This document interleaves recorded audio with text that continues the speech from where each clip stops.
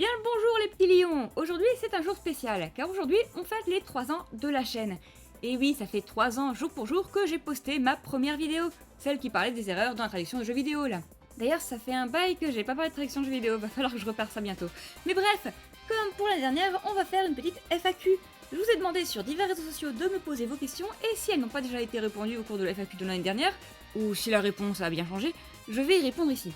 Lançons un petit générique rapide, et c'est parti. Un peu comme l'an dernier, j'ai un thème qui est revenu dans plusieurs questions et c'est assez ironique. Car si l'an dernier on me harcelait pour que je fasse du Yu-Gi-Oh! Cette année, c'est pour me parler d'une série de jeux que je faisais bien plus à l'époque que maintenant, même si c'est vrai que j'ai une série en cours dessus.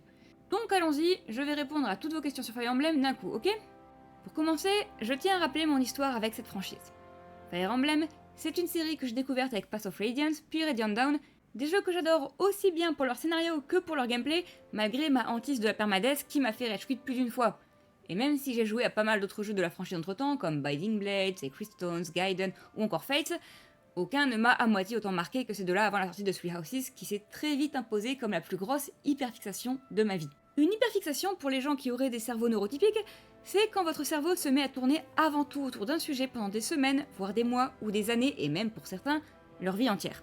J'ai toujours été sujette aux hyperfixations. Celles-ci vont et viennent, parfois quelques semaines, souvent quelques mois, et dans le cas de Three Houses, presque 3 années entières. À vrai dire, elle a duré un gros mois d'abord quand j'ai joué avant Emerald avant de se casser la figure quand j'ai joué à Fleur Vermeil, tant ce scénario m'a dégoûté du jeu et d'un de ses personnages, puis j'ai fait le DLC et me suis lancé dans Lune d'Azur et là c'était parti pour une hyperfixation constante et donc infiniment plus forte que la précédente jusqu'à la sortie de Three Hopes. C'est le jeu qui m'a remise à l'écriture, au dessin, qui m'a fait commencer le streaming et les vidéos YouTube. C'était un des jeux les plus importants de ma vie, qui a un peu été ce dans quoi je me perdais quand je n'allais pas bien, entre les confinements et un déménagement loin de tout ce que je connaissais.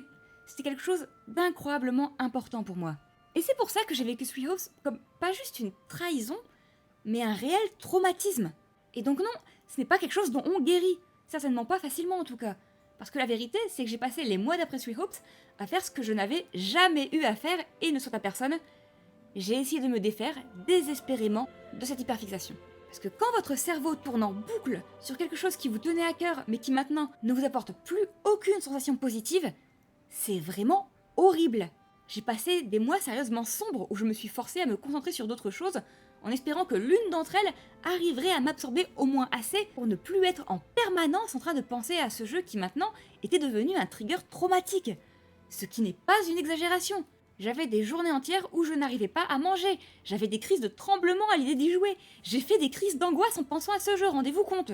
Et c'est pour ça que je ne supporte plus qu'on me harcèle avec mes vidéos Fire Emblem. Je l'ai fait désormais à la fois pour dire adieu à un jeu qui était très important pour moi, et pour qu'elle n'encombre plus mes dossiers de vidéos à faire. Mais sans déconner, j'angoisse chaque fois que j'en poste une. Et quand on voit que ça fait quand même 2 jeux d'affilée que ces développeurs sortent qui me trigger, un où c'était un quart du jeu qui posait problème, puis un où c'est les 2 tiers, on dira juste que je refuse de prendre le moindre risque et je compte rester extrêmement loin de cette franchise et ne compte plus m'y intéresser du tout.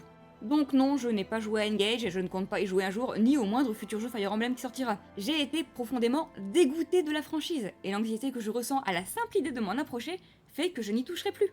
C'est un traumatisme. Ce n'est pas une exagération. J'ai vraiment des réactions physiques intenses. Et les gens qui viennent sur des streams ou des vidéos qui n'ont rien à voir avec Fire Emblem pour me demander d'en parler ne font que me donner encore plus envie de rester loin, surtout quand ils ne respectent pas les limites que j'ai posées. J'espère maintenant que c'est clair, je sais que la plupart de ceux qui ont posé ces questions ne pensaient vraiment pas à mal, et je ne vous en veux pas, d'autant que c'est une FAQ, donc les questions étaient libres. Mais bref, fichez-moi la paix avec ces jeux. Non, je ne suis pas passé au-dessus de ce traumatisme, et il y a peu de chances que je passe au-dessus un jour, puisqu'au contraire, plus le temps passe, plus je suis sûre de ne plus jamais vouloir m'approcher de ces jeux. Non, je ne compte pas de faire une analyse sur les ITA ou les 5 autres personnages qu'on m'a demandé dans divers DM. Oui, je sortirai, peut-être, les autres vidéos sur le jeu que j'avais prévues, y compris peut-être l'analyse de Rhea parce qu'elle était bien avancée, mais je ne promets rien, ça dépendra de ma santé mentale et je vous prierai de la respecter. Si ça doit arriver, ça arrivera quand ça arrivera. Et non venir en commentaire sur cette vidéo et me dire « Est-ce que tu comptes faire X vidéo sur Fire Emblem en se croyant drôle ?» N'est pas drôle. Sur d'autres sujets, j'arriverai sans doute à voir le second degré, mais avec mon passif sur ces jeux, je suis incapable d'y voir de l'humour. J'y vois juste du non-respect de limites pourtant claires que j'aurais posées. Ce n'est pas une blague drôle, et si ça tombe un mauvais jour pour moi, ça pourrait vous valoir un ban alors que votre intention n'était pas mauvaise. Donc ne faites pas ça. Maintenant que la partie rabat-joie de la vidéo est faite, passons aux autres questions. Est-ce que tu comptes parler de Kingdom Hearts un jour? Honnêtement, j'adorerais. La saga Kingdom Hearts a eu une énorme influence sur moi, je considère qu'avec Golden Sun, elle est la saga la plus responsable d'avoir transformé l'amour des jeux vidéo en passion chez moi. J'ai été très déçu de Kingdom Hearts 3 au niveau scénario, mais c'était juste une déception. Ça ne change en rien que Sora est un de mes personnages favoris all-time, et ce serait un plaisir. J'ai juste 2 soucis. Le premier est que je n'ai pas d'image. Là, j'ai piqué des vidéos sur des databases officiels pour pouvoir illustrer la question, mais comme j'ai joué sur des consoles, soit que je n'ai plus, soit qui de toute façon ne se capturent pas facilement, obtenir de quoi illustrer mes vidéos plus fidèlement est compliqué pour ne pas dire impossible, et j'avoue que j'ai un peu la flemme d'acheter la série sur Steam quand je l'ai déjà sur d'autres consoles. Le second souci, et pas des moindres, c'est que j'ai beau y réfléchir depuis des années déjà, je ne sais pas du tout par quel angle aborder le jeu. Y a-t-il un thème que je pourrais faire ressortir? Une façon originale d'en parler? Pour l'instant je n'ai rien, mais si je règle ces 2 soucis, j'en parlerai avec joie.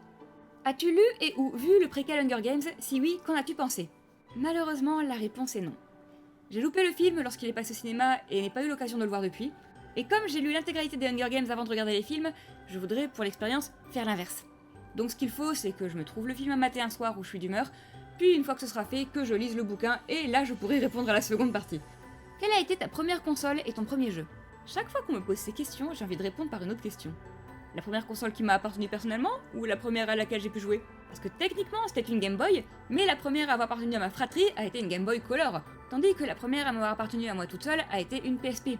Et au niveau du jeu, encore une fois, premier jeu auquel j'ai joué, même si ça n'a été que 10 minutes, parce que dans ce cas-là, c'est le premier Kirby sur Game Boy. Ou alors le premier jeu qui m'a plus ou moins appartenu, Bugs Bunny Opération Carotte. Le premier jeu que j'ai terminé, Super Mario 64. Et le premier jeu que j'ai fait à 100%, Pokémon version argent. Quelle est ta console coup de cœur et ton jeu coup de cœur? Ma console coup de cœur, ça se bat entre 3 auxquelles j'ai joué dans la même période, à savoir celle qui m'a rendu passionné de jeux vidéo. Il y a eu la GameCube, à laquelle je jouais avec mes frangins, et qui compte beaucoup de mes jeux de cœur comme Wind Waker, Path of Radiance ou Sonic Adventure 2 Battle, et la Game Boy Advance et la PS2 qui m'ont fait découvrir des tas de jeux qui m'ont rendu fada de ceux-ci. En plus, c'était à bien faible prix, Kingdom Hearts 2 ou Golden Sun 2 à moins de 20€, pas cher payé pour voir sa vie entière retourner. Et du coup, j'imagine sur le même principe que je dirais Kingdom Hearts 2 et Golden Sun 2 juste pour l'influence qu'ils ont eu dans ma vie. Mais si on me demande un coup de cœur plus récent, alors Octopath Traveler 2. Vous ne me verrez pas en démordre de ce jeu. Mon GOTY 2023, et honnêtement, même jouer à Baldur's Gate 3 ne risque pas de me faire changer d'avis à ce sujet. D'où est venue l'envie de traduire, et comment devenir traducteur? Alors l'envie de traduire, ça m'est venu quand je me suis rendu compte que c'était une possibilité. J'ai toujours beaucoup aimé les langues, j'ai fait une licence de japonais, et soudain, j'ai découvert qu'il existait un master de traduction audiovisuelle dans ma fac, master reconnu internationalement. Alors c'était ultra compétitif, seulement 30 places en M1 et 10 places en M2, mais c'est ça qui a allumé la flamme. Du coup, j'ai passé une licence en anglais et été prise dans ce master qui m'intéressait en M1, puis en M2 où on m'a en plus appris à utiliser les logiciels qui seraient essentiels à mon futur métier. Je dis pas que ça c'est facilement, il fallait bien sûr un très bon niveau d'anglais, mais plus important encore, il fallait un excellent niveau de français. On ne croirait pas, mais vu qu'on va vous faire traduire vers le français, avoir un français impeccable est encore plus important que de bien parler anglais. Sinon, à part ça, la meilleure chose à avoir, c'est un bon réseau, comme un peu tous les métiers artistiques. C'est le problème et l'avantage à la fois. As-tu fait des voyages à l'étranger? Quelques-uns. Des voyages scolaires quand j'étais au collège et au lycée par exemple, je suis allée 2 fois en Espagne. J'ai également fait du woofing en Angleterre pendant un certain temps, et un jour ma famille a gagné des vacances au Maroc. Sinon, je sais pas si ça compte, mais je suis allée 1 ou 2 fois à Amsterdam pour le marché aux tulipes, et je vais très régulièrement en Belgique, ne serait-ce que pour le drink market. Je vais pas loin, donc autant en profiter. Tu préfères les ornithorynques ou les blobfish? C'est une vraie question? Mais les ornithorynques, bon sang! Ces bestiaux sont absurdes comme pas possible, mais ils sont incroyables à étudier! Le seul mammifère qui pond des œufs, un des rares à être venimeux! Il a une mâchoire qui rappelle un bec, des pattes de loutre et une queue de castor qui est à la fois un gouvernail et une réserve de graisse en cas de besoin. C'est un animal surprenamment optimisé, qui est aussi bizarre qu'il est incroyable. Alors qu'un blobfish, c'est un blobfish. En balèque, quoi. Bière ou maroilles? Maroilles. Quoi? Ouais, bon, la bière c'est moins cher, c'est super rafraîchissant et tout ce que tu veux, mais c'est qu'une boisson parmi tant que j'aime bien boire. Je suis une puriste de merde qui ne boit que de la craft, et ça me latterait les couilles de ne plus pouvoir soutenir mes petites brasseries locales, mais je me régale infiniment plus avec une bonne flamiche maison en maroilles fermier qu'avec même la meilleure bière qui soit. Si ce fromage était moins cher, j'en consommerais bien plus. Plutôt Sonic ou Mario? Bonne question. Les deux ont des jeux que j'aime et des jeux que je n'aime pas. Si je dois partir sur ceux qui sont en général de bonne qualité quoi qu'il arrive, ce serait Mario. Si par contre on parle de celui qui a le plus de jeux sur lequel je retourne, en combinant tous les jeux auxquels j'ai joué des 2 franchises, malgré mon amour de Bowser's Inside Story, ça reste de très loin Sonic Adventure 2 Battle qui gagne. Mon jeu coup de cœur de la GameCube, ça, pour le coup. Et d'ailleurs, le premier jeu que je me suis acheté avec mon propre argent de poche. Quelle est l'origine de ton pseudo? C'est vraiment pas une histoire intéressante. Hein. J'ai le même pseudo depuis que j'ai 12 ans. Du coup, quand j'ai commencé à sortir des trucs un peu plus bossés sur internet, je me suis dit qu'il me fallait un autre pseudo que celui d'une gamine qui postait des fanfics mal écrites à 13 balais. Et donc j'ai pris mon nom et mon pseudo, j'ai fait des tas d'anagrammes, j'ai pris ceux que je préférais, je les ai un peu modifiés pour qu'ils sonnent mieux, et pouf, Anna et Léon. Je trouve que ça faisait un joli nom de plume. Quel super pouvoir aimerais-tu avoir? La téléportation ou le multiclonage? Le nombre de trucs que je m'empêche de faire parce que m'y rendre est la galère ou me force à utiliser la voiture et le stress d'arriver en retard sont deux des bannes de mon existence. Et l'autre banne de mon existence, c'est la sensation de ne jamais avoir assez de temps pour faire tout ce que je veux. J'ai actuellement 6 vidéos en cours et 4 projets d'écriture. Une seule personne ne peut pas gérer tout ça, il me faut au moins 2 mains de plus. Si tu devais emmener un seul objet sur une île déserte, qu'est-ce que ça serait? Ça dépend du type d'île déserte. Si jamais on m'a déposé là en mode survie, alors de quoi faire du feu, probablement, histoire de pouvoir faire bouillir l'eau et ne pas crever trop facilement. Si c'est en mode vacances, alors de quoi écrire et ou jouer de la musique pour ne pas être seul avec mes pensées. Pas toujours très fun là-haut quand j'ai rien pour me distraire, vu ma tendance à ruminer. Si tu pouvais être un personnage d'un animé, lequel serais-tu? Et même question si tu étais un personnage de jeu vidéo. Personne? Mon dieu, les personnages et trucs que je lis traversent tellement d'horreur que je ne voudrais certainement pas être à leur place. À la grande rigueur, Saiki Kusuo, parce qu'il a quand même une vie assez tranquillou en général. Peut-être un de ces personnages de shoujo qui se contentent de regarder les histoires d'amour autour d'eux en rigolant, à la rigueur. Mais sérieusement, ma vie n'est pas toujours enviable, mais je trouve qu'en général, celle des personnages fictifs l'est encore moins. Bon, ma réponse est peut-être chiante, mais c'est vraiment le truc qui m'a aussitôt sauté en tête. Quelle est la réponse à la vie et à l'univers? Faut-il vraiment une? J'ai envisagé de répondre 42 pour le même, mais pour moi, la seule réponse à ces problématiques, c'est ce qu'on décide d'en faire. Laisser le monde un meilleur endroit qu'il n'aurait été sans moi. C'est la réponse que j'essaie de donner à ma vie. Lutter contre les oppressions, ne pas fermer ma gueule face aux injustices et horreurs en cours, soutenir ceux qui souffrent comme je le peux, offrir un sourire, de la politesse et un peu de soleil aux gens quand je ne peux rien faire d'autre. C'est ça pour moi. Mais c'est ma réponse. Malheureusement, comme je le vois bien souvent, ce n'est pas celle de nos méprisables dirigeants. Où peut-on te retrouver à part YouTube? Là pour le coup, la réponse a bien changé par rapport à l'an dernier. On ne me retrouvera plus sur Twitter et on ne me retrouvera probablement bientôt plus sur Instagram à cause de leurs conneries d'IA. Pour l'instant, on peut toujours me retrouver sur Twitch, bien évidemment. Et sinon, je poste également mon art sur un Tumblr, sur un Pixiv et sur mon Blue Sky. Je vous tiens au courant pour si jamais il y en a d'autres qui changent, mais d'un point de vue général, c'est plutôt là qu'on va me retrouver. J'ai également, si ça intéresse des gens, une boutique Redbubble où vous pouvez retrouver mon art.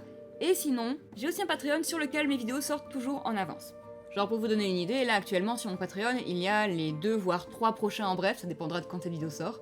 Laissez-moi marquer, et en gros, toutes les autres vidéos que j'ai terminées avant le jour où j'ai décidé de les poster. Quels sont tes projets dans l'immédiat? Alors dans l'immédiat, j'aimerais déjà réussir à terminer mes ça m'a marqué. L'objectif était d'en faire 12, un par mois. Bon, j'ai skippé quelques mois, mais l'idée de 12 reste quand même. Ça signifie qu'à l'heure actuelle, il reste 4 vidéos à faire. 2 sont déjà écrites, mais je réfléchis encore au sujet que je prendrai pour les 2 derniers. D'ailleurs, la prochaine sortira fin juillet. Je compte également terminer les en bref que j'ai en cours, même si pour l'instant je n'ai pas d'autres en bref prévus. Ça ne veut pas dire qu'il n'y en aura pas d'autres, c'est juste que pour l'instant, ce sont les derniers en bref que j'avais prévus. Je n'ai pas encore décidé d'un autre jeu que j'aimerais résumer comme ça. J'ai également très envie de reprendre mes vidéos sur la traduction, et il y en a une notamment que j'ai écrite qui j'espère pourrait sortir cet été, une autre qui est prévue depuis plus d'1 an et que j'espère réussir à mettre en place un jour. Et je me dis que si ça pourrait intéresser des gens, peut-être que je pourrais également vous parler un peu plus de mes projets originaux, que ce soit mes entraînements visual novel, mes projets d'écriture amateur, et j'en passe. Je suis en train également de réfléchir à comment développer le côté rémunérateur de ce hobby qui me prend mine de rien de plus en plus de temps et que j'aimerais bien au moins rentabiliser un petit peu, même si je ne compte absolument pas rendre les paiements obligatoires pour profiter de mon contenu, je vous rassure. Je pense qu'à l'heure actuelle, c'est vraiment ça mes plus gros projets dans l'immédiat, mais bien évidemment, ça peut être amené à changer et on verra ce que nous réserve l'avenir, j'imagine. Sur ce, je pense que c'est tout pour cette FAQ. J'espère que vous l'avez trouvée intéressante. Vous pouvez bien sûr poser d'autres questions dans les commentaires, il n'est pas dit que j'y réponde.